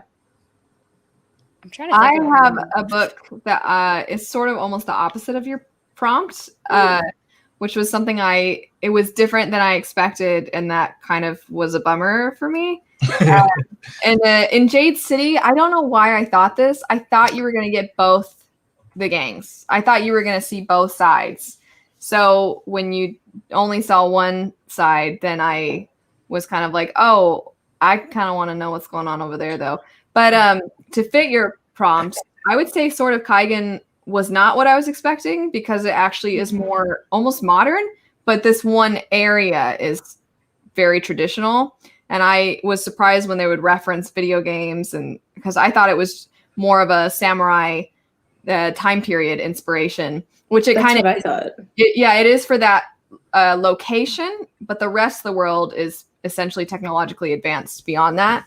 But they kind of keep this area the way it is because of the magic users. It's very much rooted in bloodlines, and if your blood is pure to that bloodline, then your magic will be stronger. And so there's a lot of kind of brainwashing and propaganda. And so they are very much rooted in this same way of life. And I didn't expect that, but I did end up liking the book. I have some, there's some elements to it I didn't love, but overall, I think it's a very powerful book. And there's some parts that are pretty devastating. I thought that the middle 300 pages of Sword of Tywin were some of the best pages I read all year. But the real world, like the non-samurai stuff, like the modern day stuff, because she's trying to tie it into this other series that she had written or was going to read, and I hated it so much. We're in the samurai thing, and then all of a sudden we flash back, and we're in literally one of the seasons of those CW superhero shows, like Flash or Arrow, and I'm just like, who is Firebird? What? Please go back to the samurai, please. But those middle 300 pages, oh my gosh, I am so like, she needs to write more, because it was like, if she had not tried to tie it into that other series, because it definitely feels tacked on, at least to me. It would have been one of my favorite books of all time. It was so good. Danny, the person who you had them up on the screen, I too did not like Ninth House at all. I really liked it, but it's a polarizing book, and like, I get why people don't like it. But I also am not a detail-oriented reader. I don't need all the details, and that book is like, did you know I went to this prestigious school? Well, I did, and I'm going to tell you every single thing about it. I don't need everything about it. I really I really liked all the details. I was like, this is so interesting. That's good. Different taste. Yeah, it's what's so great. And I mean, but that's why Wheel of Time doesn't click for me, because I'm like, I don't need to know about the buttons on their coats. Like Wheel of Time. Oh my God. 1 hour of reading that book feels like an eternity. If you're ever on a desert island, take Wheel of Time with you, because you will just, it will last you for your entire time there. See, this makes me so excited. This is exactly what I've heard, is that we talked about this before in our, it's true. It's really cool. Yes, show not tell. Thank you, Sarah. That is good world building. Black Swan's great. It's a good one. Yeah.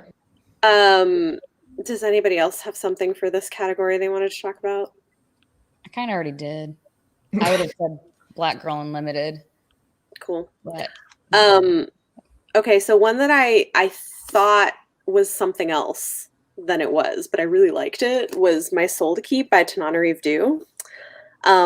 So I picked it up because it was on a list of vampire books by Black authors for this video project I was doing this summer, and it's not really a vampire book, it's more horror, and but it has like immortal beings in it, so it was not what I was expecting. It was really intense horror, but it was so good.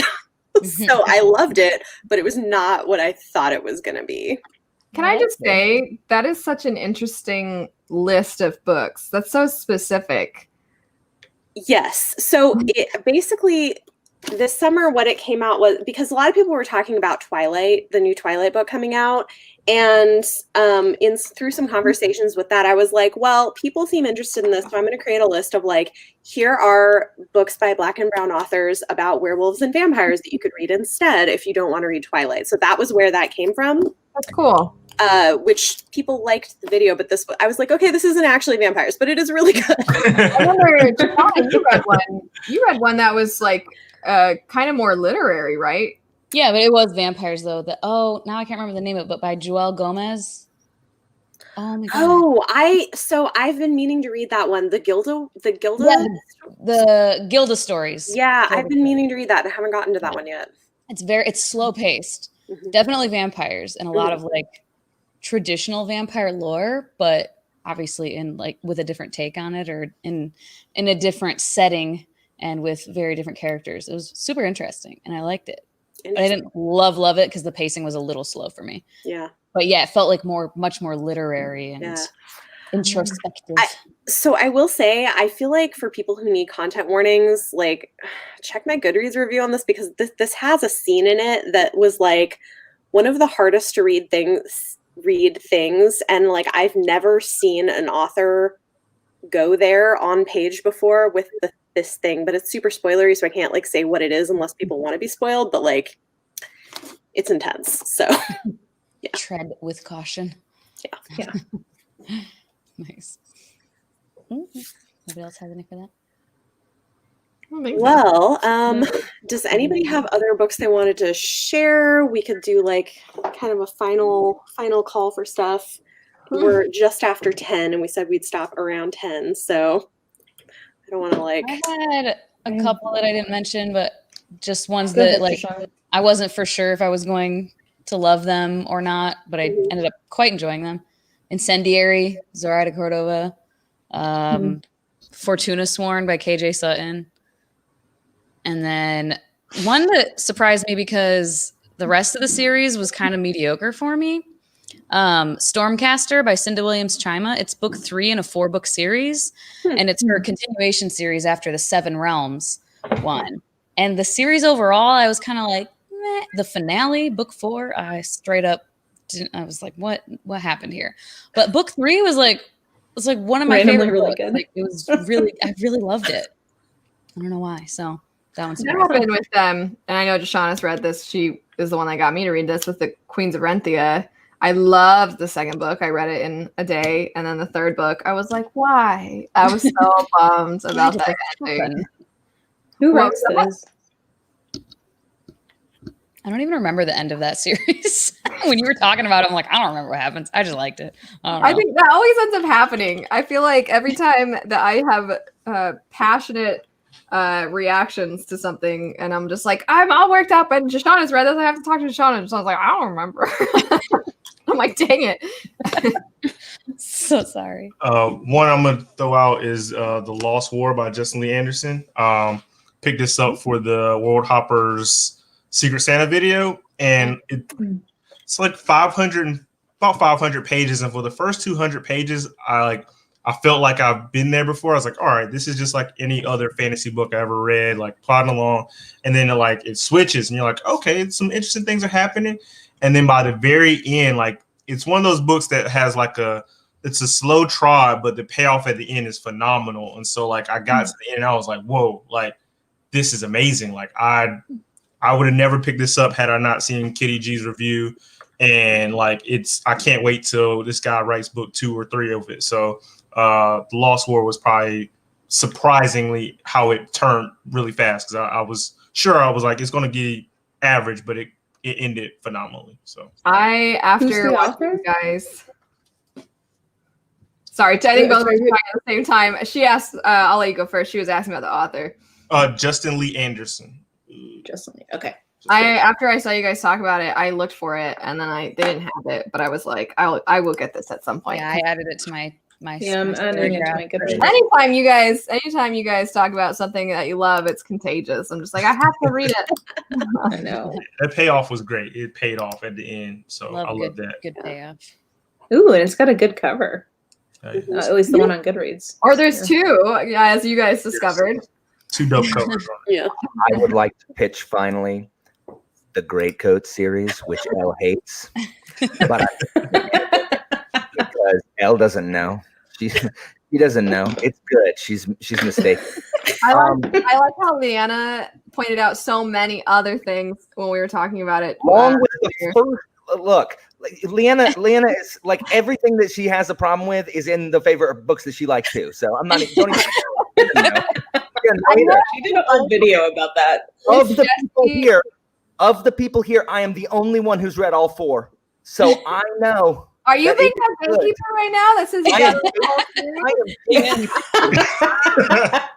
I have read the first one, and I did enjoy it. So. Thank you. See, Jashana is also enlightened. So it is. I'm just kidding, guys. But I get it. Like I understand why people don't like the first book, but for me, like it's just.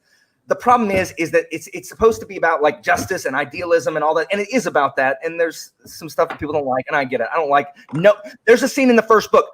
Nobody likes it. Everyone hates it. No one who's read it likes it. I don't even think Sebastian Stel likes it. But books just get progressively better. And the first book, a big complaint also is there's a lot of Deus Ex Machina, which doesn't really bother me. Like I think less bothered by Deus Ex Machina than a lot of people. Like it doesn't bother me. I love Here Comes the Cavalry, and there's a lot of that.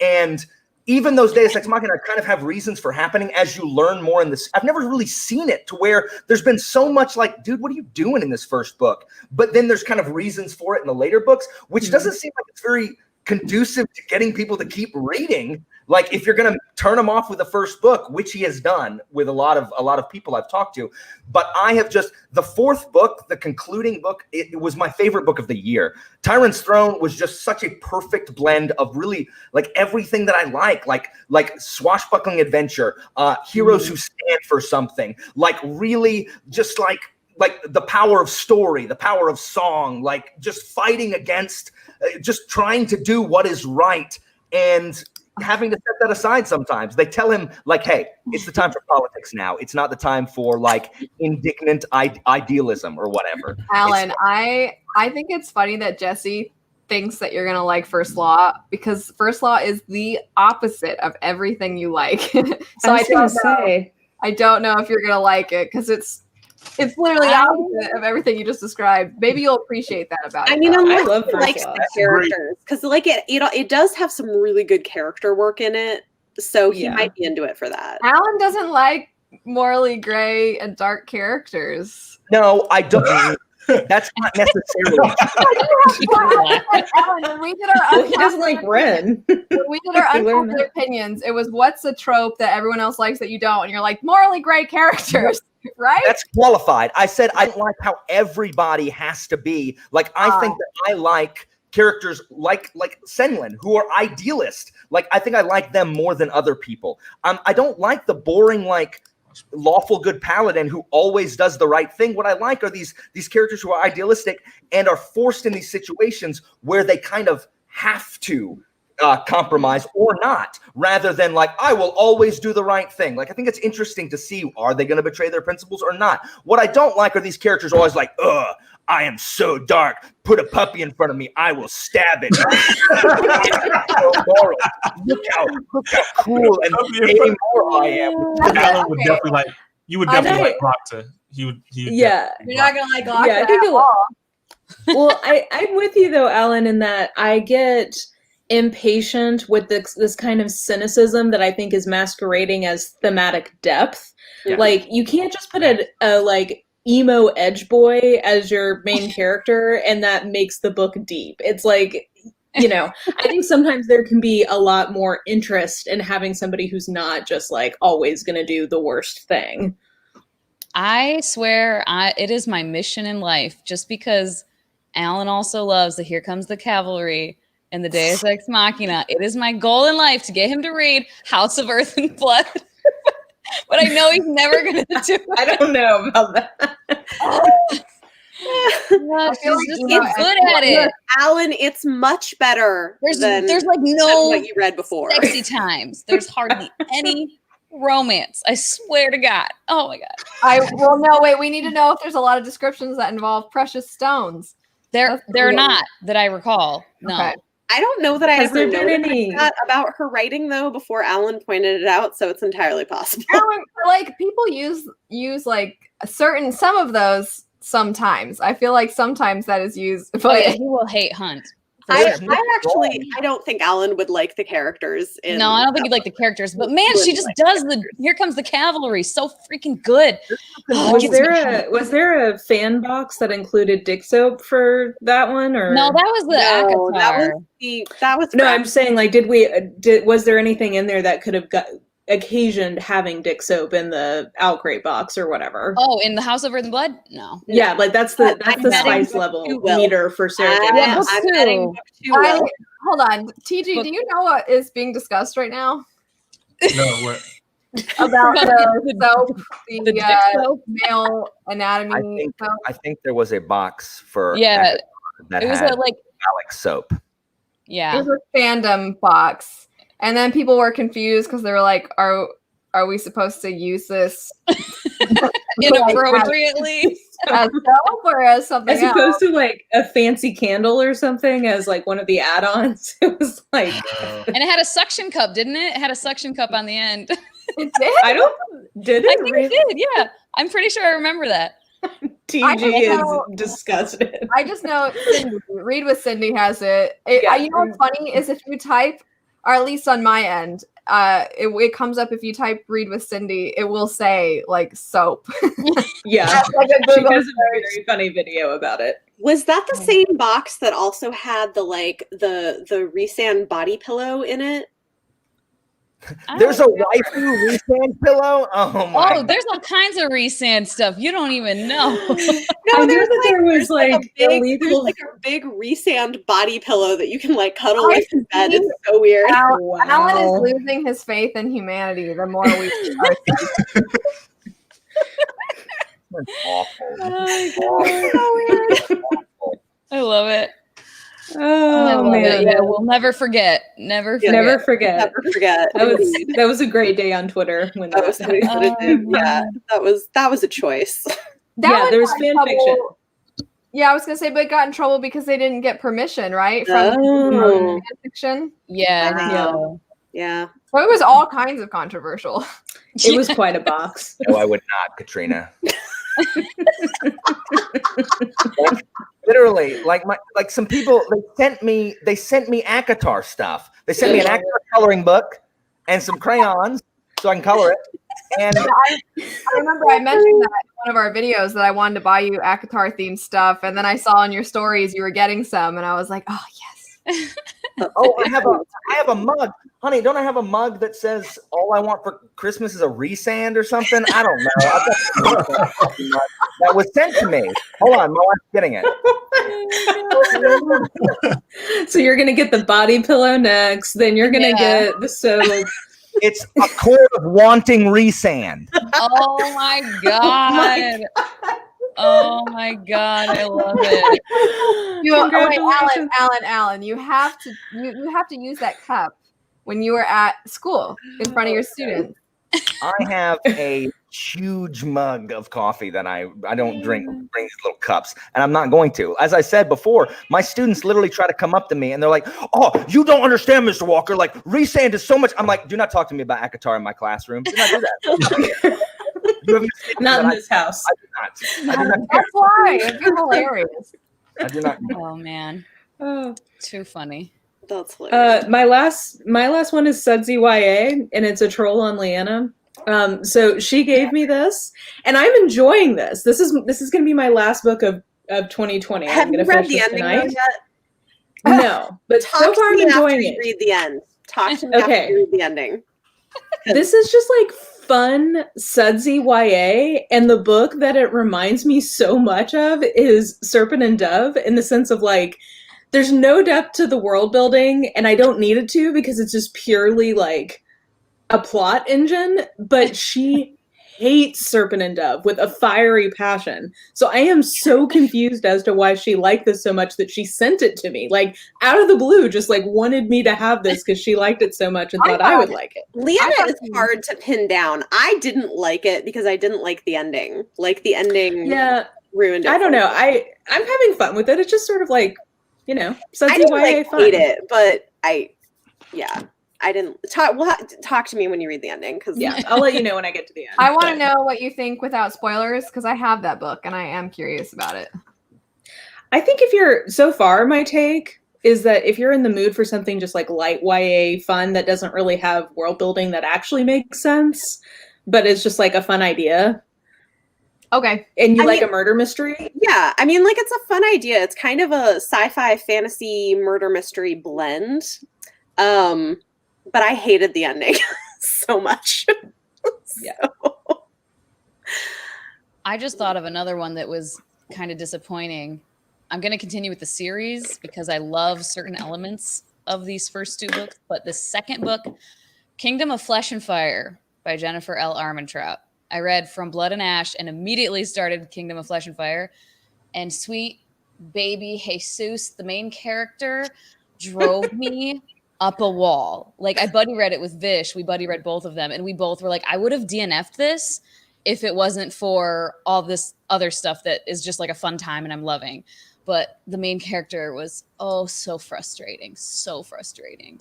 I think we're reading that with Leanna in February for her we're book reading the club. first one. I'm still going to continue with the series, and I feel like it's going to end up being just like this book was not my favorite of the series because by the end of it, she's not being so stupid and dumb and annoying. like the last like 25%, but like all the way up until then, I'm just like, holy God, you're dumb as a box of rocks. I can't. Or that seems to happen to characters in the second book a lot. I feel like I find that in a lot of sequels. It's like, when did you get so dumb? I wouldn't have liked you if you were this dumb in the first book. It feels like out of character, kind of contrived, just to be like, oh, we're gonna make it more interesting. Like, but it wasn't. It was not. Yay, Beth. Oh, fun. Yeah, but I'm gonna totally continue with the series because. Awesome. Aren't you reading Black Company in January? Yes. We're reading that in January, and then we're reading the Jennifer L. Armentrout in February. In February. You guys, and then me and Mara get to pick the book for March. Yeah, if we haven't, well, I think we settled on one. Yeah. But Alan, you like the Black Company? Yeah, it was one of my favorite series in high school because it means military fantasy. But the first book is not super accessible. The second book is just worlds better than the first one. But it is short, so it's only like 315 pages, I think. But which I approve. The 10 books are like, I think the longest one is the last one. It's 500 pages, but otherwise they're pretty short. But I really enjoyed the Black Company series. The books themselves are hit and miss. So like none of the books in the series are really my favorite book, but the story as a whole that the 10 books tell is one of my favorite series, even if the books do like this as far as quality is concerned.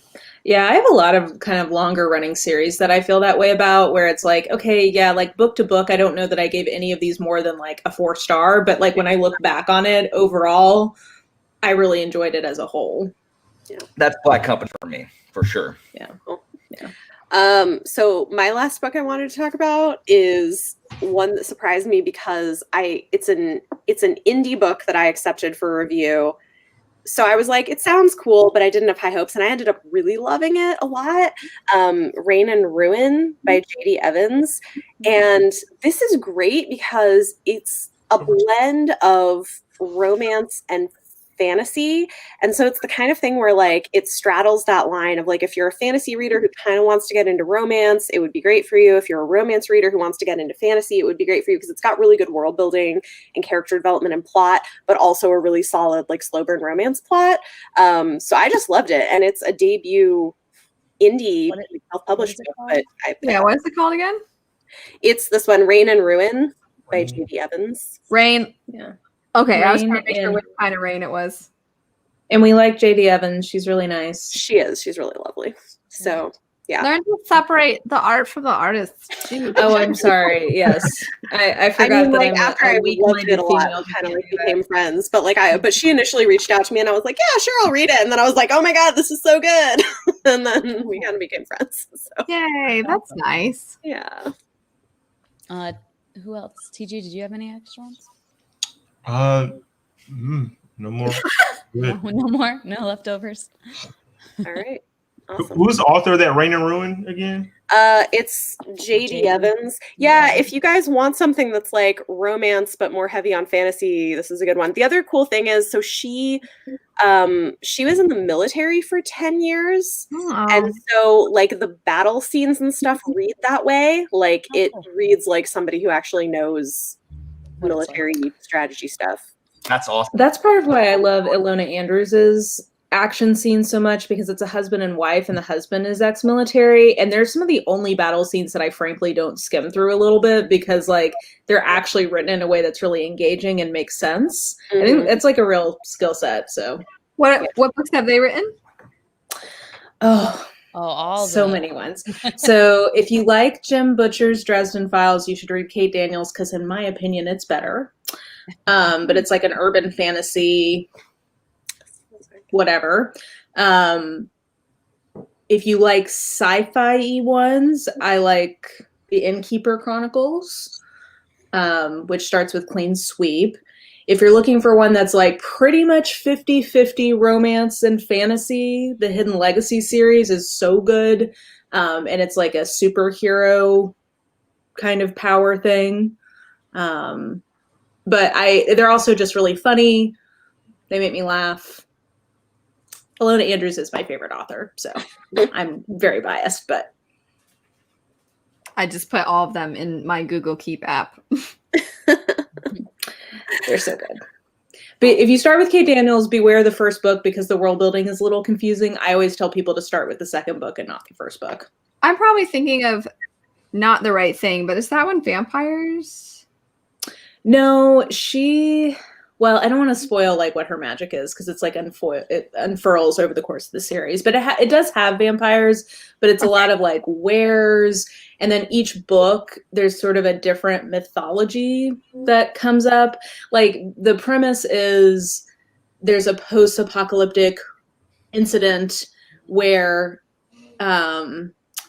basically we go between magic and technology every couple thousand years. And so we're like swinging back towards magic. So it's set in Atlanta, but like half the time your car will work and the other half the time you have to go get like a horse. Because the magic is either up or down. That sounds really cool. Yeah. And like all the old gods are like reawakening. So in one book, it'll be like Celtic mythology. In another book, it'll be like Indian mythology. So cool. yeah, it's fun. I liked you saying apocalyptic incident. Like it was like a minor inconvenience. Well, I mean, you're still alive. It's just that some days you can't use your Jeep and that's annoying. Cool. That sounds cool though. I will have to look that one up for sure. I've been saying I want to read some Alana Andrews for like, I don't know, since before I was Joshana, I really think you would like Alana Andrews. I know, I think I would too. That's why I'm like, why haven't I tried it? You just let me know when you're ready and we'll I'm always down for a reread. I'm also always down for a reread of Nalini Singh, so it's another one. I'm working on that series. I'm loving it. It's another one that, like, even though I don't love every book, as a whole, the series is so good and the world is agreed. Yeah. Yeah. Yeah. Oh, okay, cool. Good to know. Awesome. Yeah. Well, I think we've pretty much covered everything and we're over what we said we we're going to do, but not horribly. Shocking. So thanks, everybody. Thanks for having us. Yeah, thanks Put for us having together. us. Joining. This was fun. And Happy New Year's to everyone. Sorry for adding to everyone's TBRs in the broadcast. Sorry, not sorry. Yeah.